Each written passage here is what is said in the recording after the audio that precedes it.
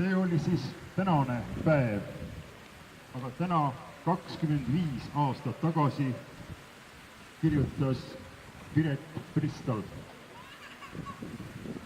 Avalikult ei saa siis salaja üles kirjutan su käigud ja lõhnad, mida tubadest oma kehalt leian. Vahemaa väheneb aeglaselt, iga päevaga natuke rohkem. Mida see mulle tähendab? Õhtul kaotan hommikused jäljed, neid pidi tagasi ei tulda. Madalaks vajunud rohi järgmisele tulijale uuesti kõrgeks kasvab.